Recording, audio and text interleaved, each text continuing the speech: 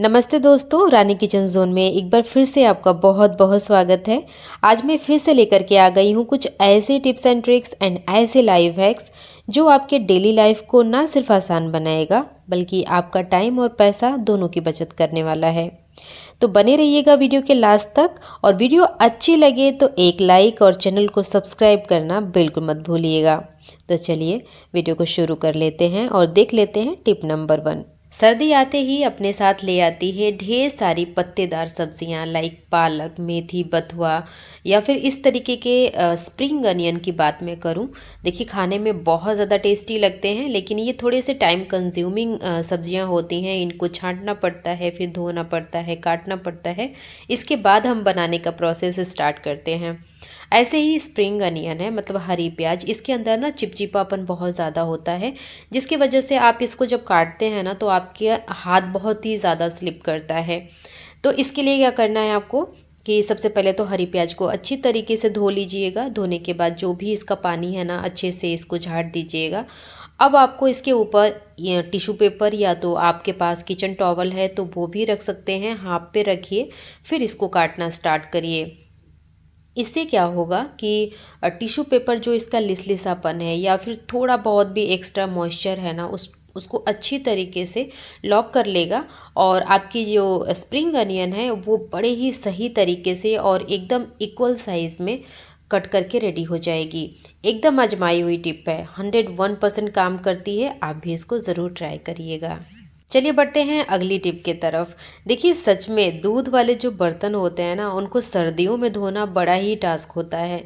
जब कभी भी आप इसको वॉश करते हैं तो आपने देखा होगा कि अगर आपने टिप्स एंड ट्रिक्स नहीं लगाई ना, तो जो आपका बर्तन धोने का जूना होता है वो भी बहुत ज़्यादा ग्रीसी, बहुत ज़्यादा गंदा हो जाता है। तो चलिए मैं बताती हूँ कि आप दूध वाले बर्तन को कैसे बहुत ही ईजी तरीके से साफ़ कर सकते हैं।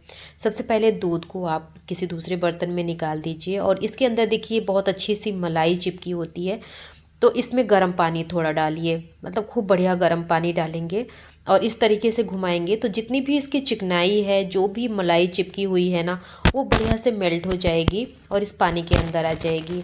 अब अगर आप कंफर्टेबल हैं तो इसी में लगा लीजिएगा आटा। अगर आप कंफर्टेबल नहीं हैं तो इस पानी को दूसरे बर्तन में डाल करके उसी में आप आटे को गूनिए। आपका बर्तन भी साफ़ हो जाएगा और आपका आटा भी गूंज जाएगा। बट मेरे को तो इस तरीके के गहरे बर्तन में बहुत ही अच्छा लगता है आटा लगाना। मैं तो हमेशा दूध वाले बर्तन में ही आटा लगाती हूँ, और सच बताऊँ आटा तो बहुत ही ज़्यादा सॉफ्ट बनता है।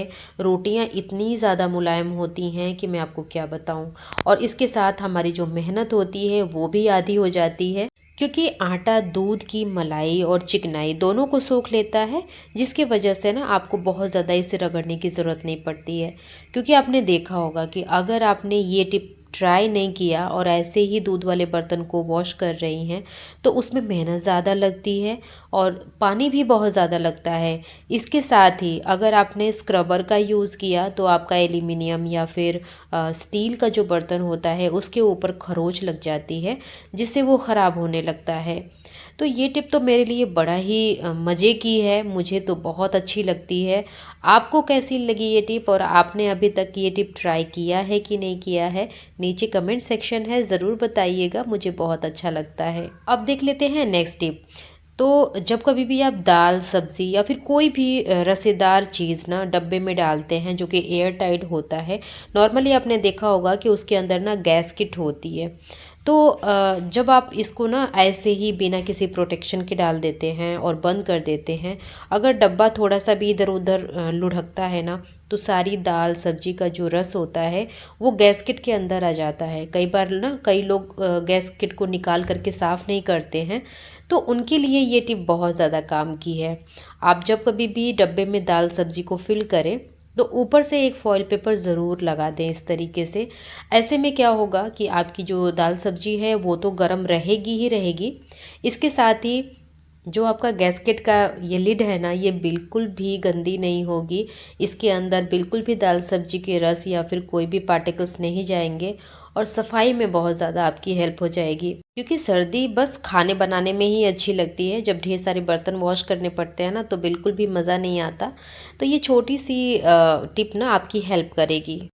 बढ़ते हैं नेक्स्ट टिप के तरफ। देखिए हमारे जितने भी पार्टी वेयर ड्रेसेस होते हैं ना, उसके ऊपर स्टोन होता है या फिर इस तरीके के छोटे छोटे से ग्लिटर लगे होते हैं।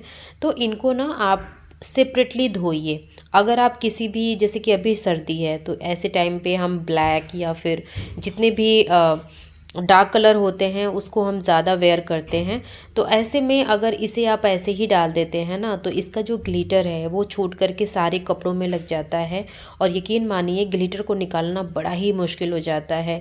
तो चलिए मैं बताती हूँ कि इसे वॉश कैसे करना है। आप इसको मेक श्योर उल्टा ज़रूर करिएगा, क्योंकि जब आप इसे उल्टा कर देंगे ना तो जो ग्लिटर है वो ज़्यादा नहीं निकलेगा, क्योंकि वो डायरेक्ट रगड़ नहीं खाएगा। तो ये टिप आप यूज़ करिएगा और इस तरीके से अपने पार्टी वेयर के जितने भी ग्लिटर मोतियों वाले जो काम होते हैं ना, उस तरीके के कपड़ों को धोने में इस्तेमाल करिएगा। अब बढ़ते हैं अगली टिप की तरफ। देखिए हमारे पास ना बहुत सारे ऐसे ओवरकोट होते हैं, ब्लेज़र होते हैं, इनको ना आप फ़ोल्ड करके ही रखते हैं। अब देखिए अगर ज़रा सा भी गलत फ़ोल्ड किया तो ये बहुत ज़्यादा जगह घेरते हैं, सिलवटें भी इनके ऊपर पड़ती हैं और पहनने में बिल्कुल अच्छे नहीं लगते हैं। तो यहाँ पे मैं आपको बहुत ही आसान सा एक तरीका बताऊँगी इसको फ़ोल्ड करने का, जो आपके स्टोरेज और ऑर्गेनाइजेशन को बड़ा ही स्ट्रॉन्ग बनाएगा। तो यहाँ पे देखिए मैंने ब्लेज़र को हैंगर में टांग दिया है और टांगने के बाद आप ना इसको उल्टा करिएगा। उल्टा करने के बाद देखिए बॉटम वाला जो पार्ट है ना, इसको मैं इस तरीके से फोल्ड कर लूँगी थोड़ा सा ट्रायंगल शेप में, और इसके साथ ही स्लिप्स को भी इसके ऊपर रखिएगा।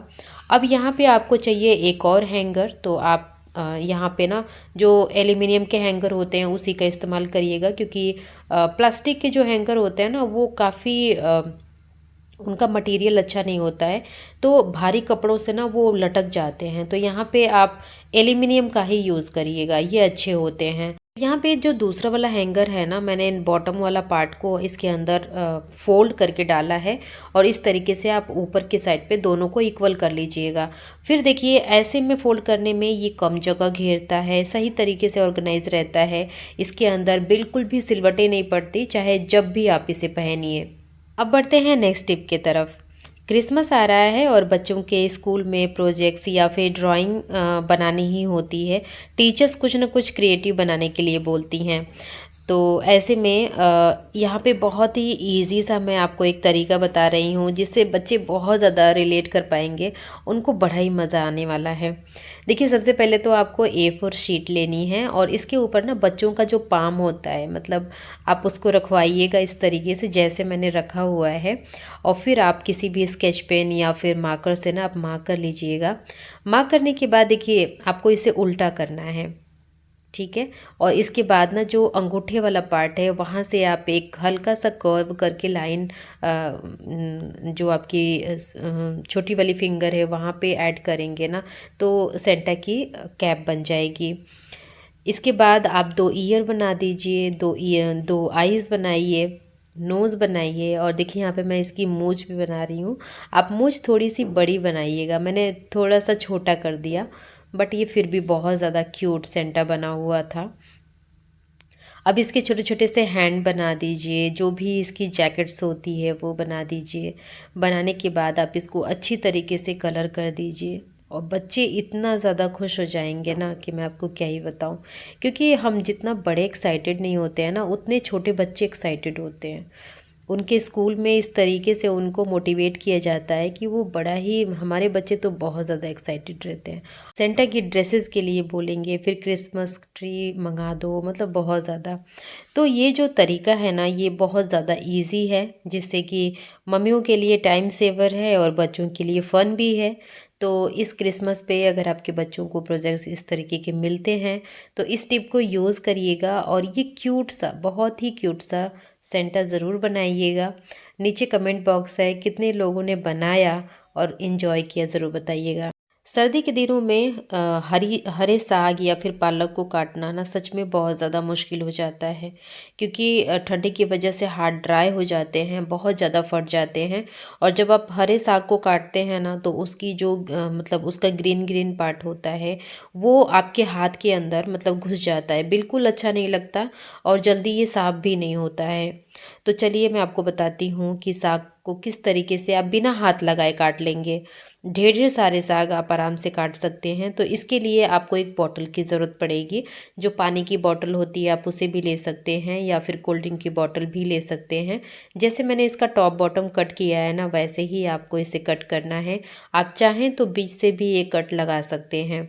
अब देखिए मेरे पास पालक है। पालक का जो रूट है वो मैंने कट कर लिया है और पालक को अच्छी तरीके से साफ़ कर लिया है। अब इसको काटना कैसे है वो देख लीजिए। तो जो हमने कटिंग करी है ना बॉटल की, इसके अंदर पालक को इस तरीके से डाल देना है और धीरे धीरे आप इसको ना इस तरीके से पुश करिएगा। पुश करेंगे तो आगे जितना पार्ट आपको कट करना है ना वो निकलता जाएगा और आपका साग बड़ा ही आराम से कट जाएगा।